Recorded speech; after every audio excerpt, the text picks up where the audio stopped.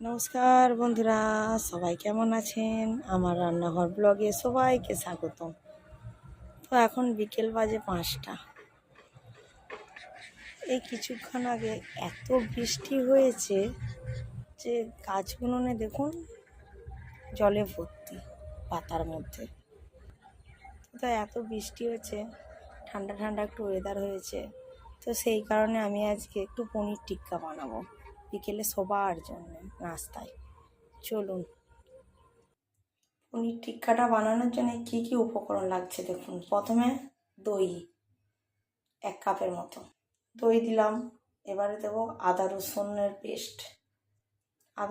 Paste দিলাম। এরপরে দেবো গোলমরিচ, গরম মশলা। তো গোলমরিচ দিলাম। গরম মশলা 1 চামচ, গোলমরিচ দিয়েছি 1 চামচ, আর গরম মশলা পরিমাণ মতো। এবারে দেবো চিলি ফ্লেক্স পরিমাণ মতো দিচ্ছি। অল্প পরিমাণে দেবো পনির মশলা। এবারে দেবো কিছুটা পরিমাণ বেসন, একটা ডিম দেব। আপনারা দিতেও পারেন, আবার নাও দিতে পারেন। ডিম আর বেসনটা দিয়ে দিলাম। এবার দেবো একটু কর্নফ্লাওয়ার 2 চামচের মতো।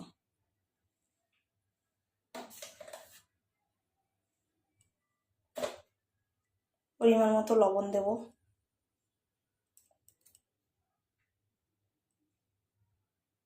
এক চামচের মতো কাঁচা লঙ্কার পেস্ট দেব। কিছুটা পরিমাণ সাদা তেল,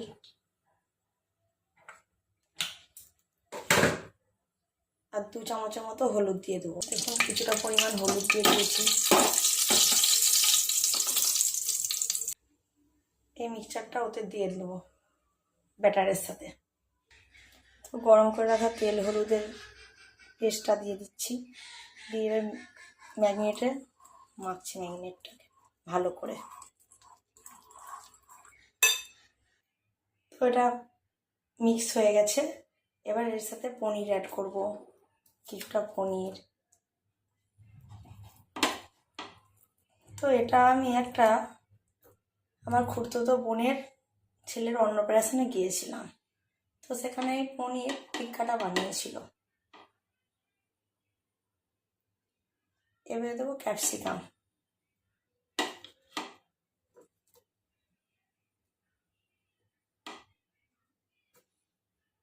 তো সেখানে আমি এই টিক্কাটা খেয়েছিলাম, তো খুব ভালো লেগেছিল। তো আমি বাড়িতে এসে বানিয়েছিলাম,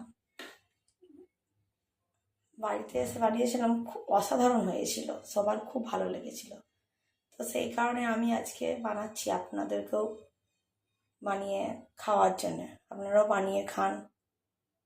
এবারে দেবো টমেটো, কিছুটা পরিমাণ টমেটো দিয়ে দিলাম।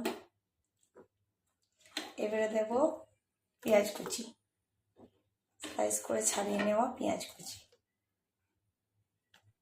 দিয়ে এটা হাত দিয়ে ভালো করে মাখবো। হাত দিয়ে না মাখলে ভালো করে ম্যাশ হবে না ভালো করে। তো দেখুন এটা আমার ভালোভাবেই হাতে করে মাখানো হয়ে গেছে। তবে টুথপিকে মেখে নেবো, চলুন। তো দেখুন আমার টিক্কাটা রেডি, পনির টিক্কাটা। তো কী দিয়ে টিকে আমি টুথপিকে শিফট করেছি। প্রথমে দিয়েছি ক্যাপসিকাম, তারপরে দিয়েছি পেঁয়াজ, তারপর দিয়েছি পনির, আবার পেঁয়াজ দিয়েছি, ক্যাপসিকাম দিয়েছি, টমেটো দিয়েছি, পনির দিয়েছি। এইসব দিয়ে আমি এটাকে বানিয়েছি। তবে চলুন তেলে ডিপ ফ্রাই করব। কিছুটা পরিমাণ তেল, দেখুন গ্যাসটা জেলে নিয়েছি।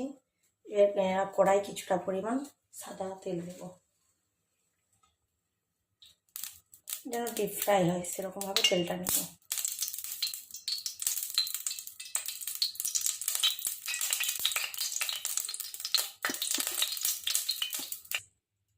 তেলটা প্রায় হয়ে গেছে।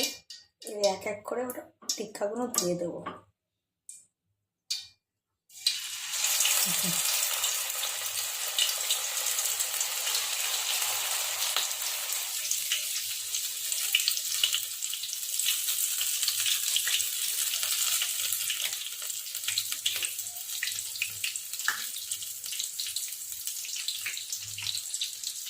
এক এক করে ভেজে নেবো, ডিপ ফ্রাই করে নেবো ভালো করে।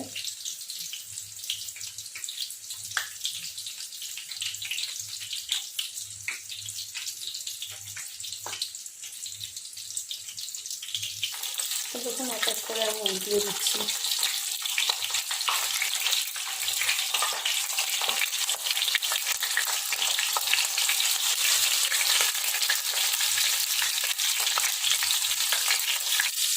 দেখুন হালকা লাল লাল করে ফ্রাই হচ্ছে।